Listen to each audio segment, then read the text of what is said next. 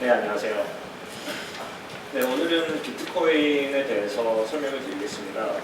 근데 이제 그 중에서 특히 이제 그 컨텐츠 업계에서 비트코인을 어떻게 활용할 수 있을지 거기에 좀 더 집중을 해서 이제 말씀드릴게요. 네, 저는 그 코빗이라는 한국 비트코인 거래소의 대표를 맡고 있는 유영석입니다. 네, 코빗은 사람들이 쉽고 안전하게 비트코인을 구매하거나 판매할 수 있는 사이트입니다. 네, 그러면 사실 비트코인의 활용 방법에 대해서 말씀드리기 전에 우선 비트코인이 약간 생소할 수 있는 분들도 계실 것 같아서 비트코인 자체에 대한 설명을 좀 드릴게요. 그래서 우선 비트코인이 무엇인가에 대해서 또 아직은 사람들이 이제 확실히 이해를 못하는 부분들이 있는 것 같아서 이거에 대해서 시작을 하겠습니다. 비트코인이 무엇인가? 그래서 저는 보통 비트코인이 세 가지라고 말씀을 드립니다.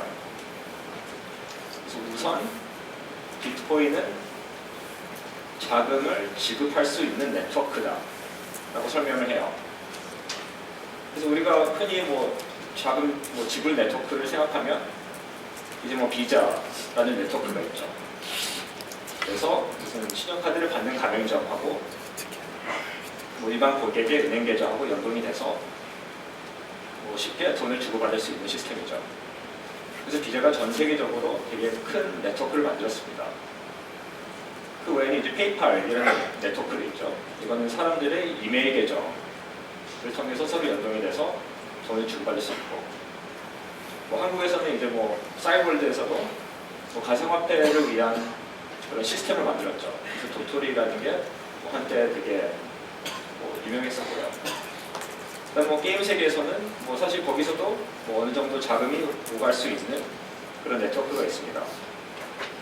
네, 그럼 비트코인은 이런 네트워크인데 그럼 또 어떻게 비트코인은 다를까요? 그래서 이런 발상에서 시작했습니다. 왜 굳이 우리가 다른 회사가 만든 네트워크를 써야 되나? 요즘에 인터넷 시대인데 그냥 사람들끼리 모여서 우리끼리 네트워크를 만들 수 있지 않을까? 그래서 그렇게 만든 것이 이제 비트코인 네트워크인 것입니다. 그냥 사람들끼리 모여서 우리끼리 서로 신뢰를 하고 돈을 주고받을 수 있는 그런 네트워크를 만들자. 그래서 무슨 중앙에 무슨 회사가 없고 일반 화폐의 그런 중앙 정부도 필요하지 않은 그냥 사람들이 약간 크라우드 소싱 아니면 공유의 경제 그런 원리를 이용해서 네트워크를 만든 것입니다. 네, 그러면 또 비트코인의 이제 두 번째는 무엇인가? 비트코인은 네트워크인 동시에 화폐입니다. 그래서 비자나 페이팔 네트워크 위에서는 이제 주로 달러라는 화폐가 왔다 갔다 하죠. 그 다음에 싸이월드에서는 이제 도토리라는 그런 가상화폐가 이제 쓰이고 있고, 월드 오브 워크래프트에서는 이제 와우 골드라는 것이 이제 많이 쓰이고 있어요. 그럼 이제 비트코인이라는 네트워크 위에서는 그럼 어떤 화폐를 다룰까요? 그래서 비트코인에서는 달러를 다루는 게 아니고, 원화를 다루는 게 아니고, 또 거기서도 이제 사람들끼리 만든 이제 이름은 똑같아요. 비트코인이라는 화폐를 주고받는 거예요. 그래서 이것도 무슨 다른 기관에서 발행한 화폐가 아니고 그냥 사람들끼리 모여서 같이 만든 화폐예요. 그래서 비트코인의 두 번째 큰 화폐. 네, 그럼 비트코인의 세 번째, 마지막. 비트코인은 또 금융을 위한 플랫폼이에요. 그래서 우리가 흔히 플랫폼이라고 생각하면 요즘에 제일 유명한 것은 iOS 아니면 안드로이드, 스마트폰의 운영체계가 되는 플랫폼이라고 볼 수 있죠. 그래서 여기서도 이제 많은 기업가들이 그 플랫폼 위에 이제 다양한 앱을 만들고 있는 것 같아요. 또 마찬가지로 이제 비트코인도 하나의 그런 생태계가 되는 거예요. 그래서 비트코인의 약간 운영체계, 금융을 위한 운영체계 위에 되게 많은 기업가들이 이제 새로운 금융 서비스, 금융 이외에 콘텐츠 서비스도 만들 수가 있어요. 그래서 비트코인은 이제 금융 플랫폼입니다. 네, 그러면 그 비트코인의 세 가지 이제 그런 면을 이제 말씀드렸는데, 그럼 왜 사람들이 이제 비트코인을 좋아하는지, 비트코인의 장점이 무엇인지 대해서 한번 설명을 드릴게요. 그래서 이제 지불 네트워크로서 비트코인의 이제 뭐 장점 아니면 매력이라고 한다면 뭐 수수료 속도 그리고 확정이라고 저는 우선 설명을 드려요. 그래서 이제 아까 말씀드린 대로 비트코인에는 중앙 회사가 없죠. 무슨 비트코인 뭐 잉크라는 그런 회사가 없어요. 그러니까 중간에 수수료를 떼야 되는 회사가 없는 거예요. 그래서 비자라는 회사는 뭐 모든 거래에 뭐 예를 들어 3%의 수수료를 받아야지 비자라는 회사가 운영이 될 수 있는데 비트코인은 그런 회사가 필요가 없으니까 뭐 돈은 거의 무료 아니면 아주 저렴하게 주고받을 수 있는 거예요. 그다음 마찬가지로 뭐 무슨 뭐 시티뱅크처럼 주말에 이제 쉬어야 되는 직원들이 또 없으니까 뭐 제가 뭐 한국에서 지금 런던으로 돈을 보내면 그게 일주일이 걸리는 게 아니라 뭐 지금 순식간에 돈을 보낼 수가 있고요. 그 다음에 또 이제 재밌는 게 무슨 분쟁이 일어날 경우 그 분쟁을 해결할 회사가 없어요. 뭐 내가 페이팔로 돈을 보냈는데 가맹점에서 나 돈을 못 받았다 하면 페이팔이 이제 확인할 수 있잖아요. 근데 비트코인에서는 그런 회사가 없으니까 모든 거래는 정확해야 돼요. 그래서 누구나 모든 거래를 확인할 수 있고 그래서 분쟁의 여지가 일어날 수가 없는 시스템이에요. 네, 그래서 이런 면에서 가맹점 입장에서는 뭐 내가 신용카드 결제를 받으면 고객이 결제 취소라는 걸 할 수 있어요. 그럼 제가 돈을 받는 줄 알고 물건을 줬는데 나중에 돈도 못 받으면 이제 결제 취소 사기가 일어날 수 있는데 비트코인에서는 그런 게 발생할 수가 없어요. 그래서 가맹점 입장에서 되게 좋은 거예요. 네, 그러면 지불 네트워크로서의 매력이었고 그 다음에 화폐로서의 매력. 뭐 이것은 매력이라고 보는 사람도 있고 안 보는 사람도 있는데 그래서 한정적이다. 그래서 뭐 기타 다른 화폐와는 다르게 어느 중앙 기관에서 그 기관의 판단에 따라 더 많이 발행할 수 있는 그런 능력이 없어요. 그래서 비트코인은 다 합해서 2,100만 개까지만 한정된 그런 수량이 정해져 있어요. 그래서 이 인플레이션을 싫어하는 사람들은 이 비트코인의 매력을 느끼는 거예요. 그래서 비트코인 화폐로서의 매력은 진짜 한정적이다. 마지막으로 이제 금융 플랫폼으로서의 비트코인의 매력 이제 개방되어 있다는 거예요. 그래서 이제 오픈 소스로 되어 있거든요. 뭐 안드로이드도 이제 오픈 소스라고 하는데 뭐 리눅스라는 그런 운영체계도 오픈 소스. 그래서 누구나 그 코드를 확인할 수 있고 누구나 그 코드에다가 뭐 새로운 기능을 추가할 수도 있고. 그래서 이제 개발자 입장에서는 뭐 제가 무슨 뭐 사이버드의 도토리를 위한 앱을 만들 수 있는데 그러기 위해서는 뭐 SK의 허락을 받아야 되고 그 다음에 이제 그 사이버드의 도토리의 그런 시스템을 내가 이제 뭐 거기 뭐 무슨 매뉴얼을 받아야겠죠. 그 반면에 이제 비트코인을 위한 개발을 한다면 뭐 너무 쉬운 거예요. 코드가 다 있고 누구 허가를 받을 필요도 없고. 그래서 뭐 지금 뭐 미국에 있는 개발자나 아프리카에 있는 개발자나 한국에 있는 개발자 모두 다 이제 비트코인 플랫폼 위에서 그냥 그 프로그램을 만드는 거예요. 그래서 비트코인 금융 플랫폼으로서는 이제 오픈소스, 개방되어 있다라는 것이 제일 큰 매력인 것 같아요. 네. 그런데 이제 어떻게 이렇게 이런 시스템이 생길 수 있을까? 뭐 작동 원리를 제가 정말 간단하게 말씀드릴게요. 오늘 뭐 30분 안에 이 디테일로 들어가기 힘들고 우선 사용자 입장에서는 되게 간단해요. 뭐 이게 비트코인 지갑 중에 하나인데 위에 보면 이제 72 비트코인을 이 사용자가 이제 보유하고 있고 그 위에 있는 박스에 상대방의 비트코인 주소, 약간 이메일 주소처럼 비트코인 주소를 입력하고 그 밑에 얼마를 보낸다. 예를 들어서 10 비트코인을 보낸다 하고 전송하면 끝이에요. 그럼 돈을 보낸 거예요. 그래서 사용자 입장에서는 되게 간단한데 뭐 인프라는 어떻게 되는지에 대해서 이제 설명을 드리자면 우선 화폐 자체에 대해서 제가 좀 설명을 드려야 돼요. 그래서 화폐가 화폐로서의 역할을 하려면 되게 중요한 게 위조 화폐가 발생하면 안 돼요. 왜냐면 위조 화폐를 마음대로 만들 수 있으면 화폐로서의 이제 가치가 없어지겠죠. 그래서 일반적으로 종이화폐, 뭐 우리가 흔히 쓰는 종이화폐는 그런 위조를 방지할 수 있는 여러 가지 기술들을 넣었죠. 예를 들어서 뭐 홀로그램 같은 거 넣고 뭐 특수 링크를 사용하고. 네, 그래서 이제 그냥 복사만 해도 위조 화폐를 만들기 힘든데, 근데 이제 디지털 화폐는 뭐 그런 게 쉽지 않아요. 거의 불가능해요. 왜냐면 모든 파일을 똑같이 복사할 수가 있잖아요. 그래서 이 디지털 화폐에서는 보통 데이터베이스가 필요해요. 그래서 모든 사람들은 계정과 그에 따른 잔액, 이 다 어딘가에는 보관이 있어야 돼요. 그래서 누가 돈을 보내면 한 명의 계좌에서 그 잔액이 뭐 차감이 되고 다른 사람의 계정에 잔액이 이제 증가가 되고, 그렇게 해서 이제 시스템이 돌아가요.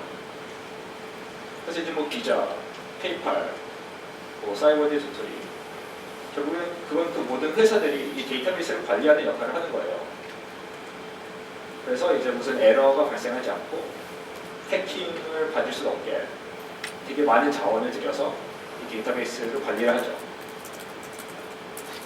네, 그럼 이제 나오는 의문점은 그 비트코인의 데이터베이스는 누가 관리하는가?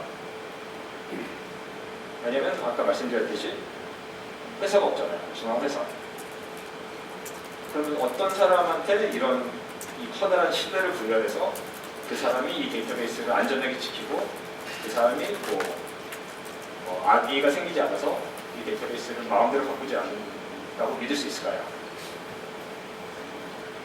그래서 이제 답은 오히려 역발상이에요. 전 세계 모든 비트코인 사용자한테 똑같은 데이터베이스를 뿌렸어요. 그래서 미국에 있는 비트코인 사용자, 한국에 있는 비트코인 사용자 모두 다 똑같은 비트코인 데이터베이스를 갖고 있는 거예요. 그래서 오히려 이거를 뭐 해킹하려면 뭐 다 해킹하는 거 이제 거의 불가능하니까 뭐 간단하게 말하자면 그런 식으로 안정이 보장되는 건데, 근데 그러면 이거는 왜 이제서야 이게 생겼을까요? 그래서 그 이유는 2008년까지는 이 기술이 불가능했어요. 왜냐하면 컴퓨터 공학에서 이것이 풀리지 않은 문제였어요. 어떻게 중앙 서버 없이 여러 서버들을 다 똑같이 통일시킬까? 다 똑같이 업데이트 시킬까? 뭐 비잔틴 장군의 문제 아니면 뭐 더블 스탠딩 파워이라고 불렸는데, 이제 2008년에 어떤 사람이 이 문제를 해결했어요. 그래서 이 문제를 해결하는 논문을 올렸고, 그 논문을 봐도 사람들이 안 믿었고, 그래서 그분이 열심히 코딩을 쳐서 내가 직접 보여주겠다, 내가 직접 실험하겠다 하고 해서 2009년에 비트코인을 내놓은 거예요. 근데 그 사람의 이름이 이제 사토시 나카모토라는 가명을 쓴 사람이었고, 그렇게 해서 이제 비트코인이 시작됐습니다. 네, 그러면 뭐 비트코인에 대한 설명은 이제 여기까지 하고, 이 비트코인을 그럼 어떻게 응용할 수 있을지, 그거에 대한 이제 몇 가지 아이디어를 드릴게요. 우선 간단한 하나로는 에스크로 서비스라는 게 있어요. 그래서 비트코인에서는 에스크로를 좀 더 다르게 해요. 그래서 에스크로를 우선 설명드리자면, 뭐 제가 온라인 쇼핑몰에서 뭐를 구입하는 이제 고객이라고 쳐요. 그럼 제가 이제 뭐 신발을 하나 사고 싶어요. 한 켤레. 그러면 제가 이제 오는 쇼핑몰에서 어떤 쇼핑몰을 보고 뭐 좋은 게 있어서 제가 10만 원을 보내요. 무슨 나이키 무슨 되게 좋은 신발 10만 원을 제가 이제 보내면 제가 걱정을 하죠. 이 상점이 나의 10만 원을 받았는데 나한테 10만 원을 보내지 않으면 어떡하지? 이 상점이 다음날 없어지면 어떡하지? 그래서 이때 쓸 수 있는 방법이 이제 에스크로 서비스를 이용할 수 있죠. 그래서 제3자 그런 에스크로 회사한테 제가 10만 원을 대신 보내고, 신발이 도착하면 그 에스크로 서비스 제공자가 이제 돈을 풀어주는 식으로, 그렇게 해서 이제 좀 더 안전을 높일 수가 있어요. 근데 이제 여기서 또 문제가 하나 있어요. 그럼 이 에스크로 서비스를 제가 어떻게 믿어요? 이 에스크로 서비스는 뭐 돈을 다 받아놓고 관리를 하다가 그 다음에 없어지면 어떻게 해요? 그래서 그러면 이 에스크로 서비스에 대한 보험이 필요하고, 그 보험에 대한 수수료는 결국 고객가 들어온 거고, 이 에스크로 서비스를 관리할 정부 기관도 필요하고, 그런 규제도 만들어야 되고, 그래서 결국 이제 신뢰를 기반으로 한 금융 시스템에서는 이런 게 결국엔 끝이 없어요. 그래서 되게 많은 것들이 이제 뭐 정부에서 이제 잘 관리를 해주고 있고, 근데 이제 비트코인 시스템에서는 뭐 정보가 없죠. 그럼 이걸 어떻게 해결할까요? 그래서 제가 다시 똑같은 예로 10만 원짜리 신발을 사고 싶어요. 그럼 저는 10만 원어치 비트코인을 우선 가운데다 집어넣어요. 뭐 3명이 있으면 우선 내가 10만 원을 보내는데 조건을 달아요. 나하고 상점하고 에스크로우 제공자 3명 중에서 2명이 오케이 사인을 해야지만 이 거래가 성사가 된다. 안 그러면 이 돈을 아무도 움직일 수가 없다. 그러면 이제 첫째 예로 신발이 제가 받았죠. 그러면 제가 이렇게 오케이 사인하고 그 가맹점도 이제 오케이 사인하면 돈을 받아요. 신발이 오지 않으면 제가 이제 결제 취소 사인하고 에스크로우 제공자가 그걸 확인하고 결제 취소 사인하면 제가 다시 돈을 받고. 근데 이제 특징은 에스크로우 서비스 제공자는 그 돈을 갖고 갈 수가 없어요. 왜냐면 사인이 2개가 필요한데 저나 가맹점이나 둘 다 오케이 사인 안 하겠죠. 그래서 이제 뭐 처음으로 에스크로우 서비스에 대한 신뢰가 필요 없는 그런 금융거래가 가능해질 거예요. 근데 이런 기능이 비트코인 안에 이미 내재가 되어 있어요. 그러니까 뭐 스마트 코인이라고 볼 수 있죠. 그래서 지금 이거 에스크로우라고 하는데 이 그런 온라인 결제 이외에도 이제 되게 다양한 그런 활용 방법들이 있어요. 그래서 기업에서 이제 기업에 무슨 비트코인 지갑으로 결제를 하려고 하면 최소한 2명이 직원 2명이 사인을 해야지만 결제가 가능하다라든지. 네, 그래서 이제 에스크로우가 있었고, 네, 다른 여러 가지 기능들을 설명해 드릴게요. 그래서 이제 크라우드 펀딩이라고 하는데 이런 거래는 이렇게 돼요. 제가 비트코인을 누구한테 하나를 보내는데 또 조건을 달 수가 있어요. 이 받는 사람이 수령인이 똑같은 비트코인 하나를 이제 4명한테 더 받아야지만 이 돈을 꺼낼 수 있다. 4개의 비트코인이 더 들어오지 않으면 이 코인은 내가 계속 보유한다. 그게 결국에는 크라우드 펀딩의 원리죠. 돈이 어느 정도 채워져야지만 그 주체가 그 돈을 받을 수 있는. 근데 여기서는 이제 크라우드 펀딩 회사가 따로 필요 없고 비트코인 자체가 이제 그 기능이 있는 거예요. 그래서 이런 응용 사례 몇 가지 예를 들자면 어떤 위키피디아에 되게 좋은 영어로 된 콘텐츠가 있어요. 이것이 한국어로 번역됐으면 좋겠어요. 그럼 제가 무슨 그 위키피디아 한국 번역 회사가 있으면 거기다가 이제 한 1,000원을 보내고, 근데 그 회사는 이제 10만 원이 들어와야지만 이 번역을 시작할 수 있는 거예요. 그러니까 사람들이 조금씩 1,000원을 계속 보내다가 10만 원이 채워지면 번역이 시작하고, 근데 10만 원이 채워지지 않으면 그럼 그 돈 보낸 사람들 다시 돈을 돌려받는 식으로. 네, 그런 게 너무 간단해내고, 인터넷 라디오 같은 경우는 매일 10,000원이 채워져야지만 라디오가 방송이 된다. 그래서 라디오를 듣는 사람들이 많으면 그 돈을 채워서 들을 수 있고, 그러면 돈을 돌려받고, 그렇게 할 수 있는 거예요. 그래서 크라우드 펀딩. 네, 또 거래에 이제 외부 조건을 달 수가 있어요. 예를 들어서 오늘 날씨가 0도 이하이면 나의 거래가 성사가 되고 0도 이상이면 성사가 안 된다. 근데 이제 그런 데이터는 이제 예를 들어서 한국 기상청의 공식 발표에 따라 오늘 최저 기온이 0도 이상이다. 그런 식으로 조건을 달 수가 있어요. 아니면 소유권도 나타낼 수 있는데 아까 말씀드린 대로 비트코인은 약간 공개된 데이터베이스잖아요. 그래서 누구나 그 데이터베이스를 확인할 수 있거든요. 그러면 이제 제일 작은 단위의 비트코인 하나를 예를 들어서 이제 삼성전자의 주식이라고 치자. 그렇게 할 수 있어요. 삼성전자가 이제 비트코인으로 이제 IPO를 하겠다라고 하면, 그러면 그 비트코인 하나를 소유한 사람은 결국 삼성전자의 주식 하나를 소유한 거예요. 그럼 그 소유권이 어디로 이전되는지 볼 수도 있고, 그래서 비트코인이 그런 주식시장이나 채권시장을 어느 정도 대체할 수 있지 않을까 하고 사람들이 기대를 하는 거예요.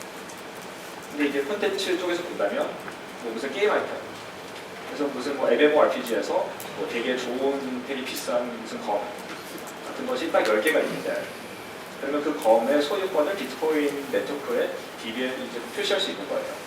그럼 누구나 확인하고 이 검이 진짜 10개밖에 없구나. 지금 누군가가 이 검을 사용하고 있구나. 이렇게 확인할 수 있다든지 할 수 있어요. 네, 뭐 또 그 비트코인 DB를 활용한 다른 예는 이제 공증인데 말씀드린 대로 이제 모두가 확인할 수 있는 데이터베이스니까 이제 약간 공증인의 역할을 대체할 수도 있어요. 그래서 또 콘텐츠의 예로는 내가 할리우드에 있는 무슨 작가예요. 그래서 정말 재밌는 새로운 무슨 가상화폐에 대한 무슨 스토리를 썼어요. 그래서 이제 영화를 만들고 싶은데 제가 스튜디오로 보내야 되잖아요. 근데 그 스튜디오에서 뭐 내 그 각본이라고 하나요? 그걸 보고 그걸 갖고 뭐 훔치면 어떻게 될까? 아니면 그거를 조금만 변형시켜서 자기네들이 그냥 만들면 어떻게 될까? 걱정할 수가 있어요. 그래서 그런 걱정을 줄이기 위해서 좀 작가는 그 자기 글을 약간 압축시켜서 자기 이름을 추가하고 비트코인 데이터베이스 안에 추가할 수가 있어요. 근데 한번 추가된 내용은 다시 뺄 수가 없거든요. 그러면 이제 뭐 3개월이 흘러서 누구나 이제 자기 이런 그 지적 재산에 대한 증명을 해야 될 때 그 비트코인 DB에 있는 자기가 추가한 그 파일을 보여줄 수가 있는 거죠. 그래서 내가 몇 월 며칠에 이런 것을 추가했다. 이것이 다 확인되지 않느냐. 그렇게 약간 공증에 대한 그런 역할을 할 수 있는 거예요. 네. 그러면 뭐 몇 가지 의경 사례를 말씀드렸고요. 그럼 이제 이걸 이용한 이제 콘텐츠 시장의 변화에 대해서 좀 생각을 해봤어요. 그래서 우선 뭐 제일 간단한 게 이제 글로벌 결제라고 생각해요. 그래서 뭐 특히 우리가 잘 모를 수도 있는데 전 세계에서 은행 계좌를 소유한 사람이 전 세계 인구의 4분의 1밖에 안 돼요.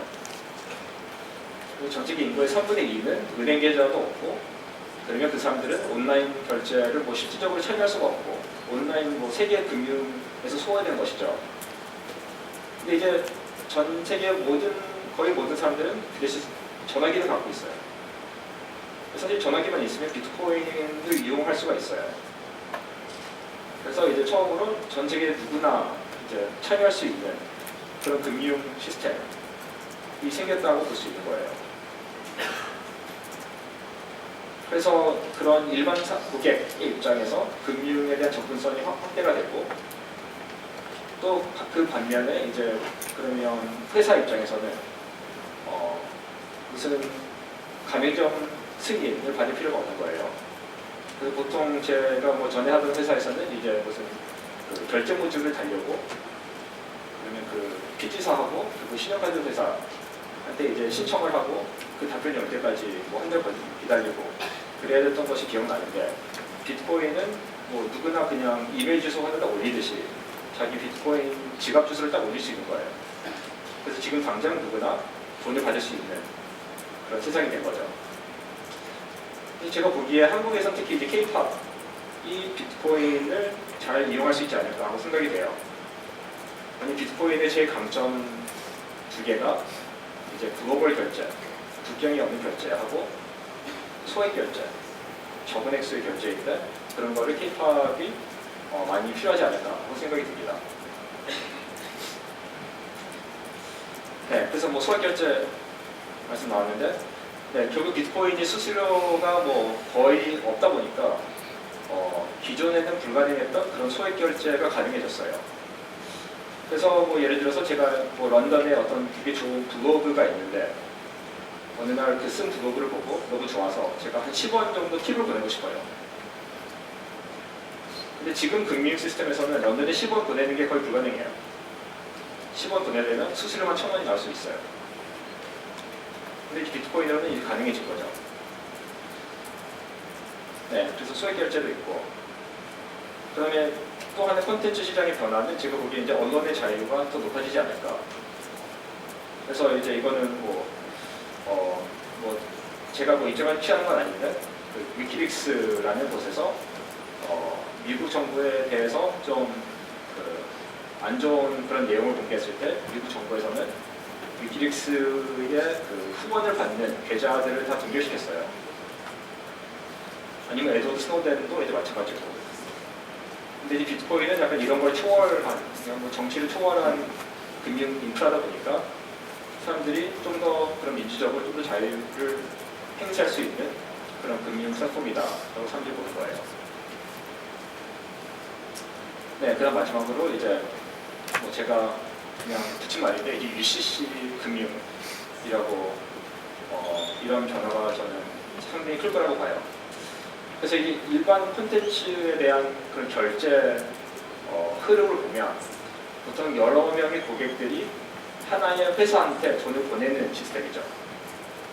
그 가맹점 뭐 내가 무슨 그 결제를 받으면 여러 명의 고객들한테 어느 정도 돈을 받는 건데, 근데 비트코인은 그 반대로 하나의 회사가 여러 명의 고객들한테 돈을 보낼 수 있는 시스템이 생긴 거예요.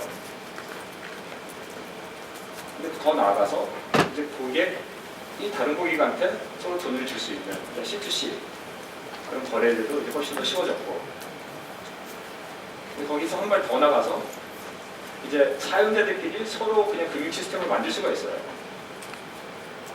그런 대표적인 예로 이제 레딧에 있는 레딧이라는 소셜 뉴스 사이트에 이제 티핑 문화가 있어요. 그거를 비트코인 TV라고 하는데 이 사례를 보여드릴게요. 그래서 여기 보시면 누가 되게 좋은 누가 되게 좋은 댓글을 달았어요. 어떤 기사에 대한 댓글을 되게 인사이트 있게 달았는데 그 밑에 있는 사람이 너의 댓글이 되게 좋다. 내가 너한테 5 밀리 비트코인을 준다. 라는 댓글을 그 밑에 달았어요. 그랬더니 그 밑에 보면 네, 확인되었습니다. 이 사람이 이 사람한테 5 밀리 비트코인을 증정했습니다. 그런 확인이 있죠. 그래서 정말 그냥 댓글 하나로 서로 돈을 주고받을 수 있는 그런 시스템인데, 네, 재미있는 거는 이것을 레딧이라는 사이트가 만든 게 아니에요. 이것은 그냥 레딧 이용자가 그냥 만든 시스템이에요. 왜냐면 비트코인은 공개되어 있고 너무나 이렇게 그런 뭐 개발을 하기 쉽고 그다음에 그런 제약이 없으니까 그냥 레딧이라는 그런 뉴스 사이트에 자기가 그냥 이 서비스를 그냥 제공하기 시작한 거예요. 이런 식으로 사용자들이 알아서 만드는 그런 금융 서비스가 더 많이 생기기를 이제 기대하는 거예요. 네, 그럼 한국은 어떤가요? 뭐 한국은 사실 비트코인의 도입이 좀 늦었어요. 그래서 뭐 그런 면에 있어서 저도 이제 그런 것이 안타까워서 한국이 이제 비트코인 생태계가 좀 더 발전하기를 바라는 마음에서 이 비트코인 거래소를 만든 거고요. 그래서 이제 여러분들도 뭐 이런 내용을 갖고 되게 좋은 아이디어들이 많이 생각나서 그런 비트코인을 이용한 또 되게 다양한 그런 콘텐츠 사업이라든지 또 다른 사업이라든지 많이 만들 수 있길 바래요. 그래서 이제 뭐 이런 간단한 설명보다 더 많이 알기를 원하신다면 이제 저희 회사의 코파운더이신 분이 이제 비트코인에 대한 책을 썼어요. 이것도 뭐 세계 최초로 나온 책인데 여기도 설명이 되게 잘 되어 있으니까 네, 이걸 보고 공부하실 수 있어요. 네, 거기서 유영석이었습니다. 감사합니다.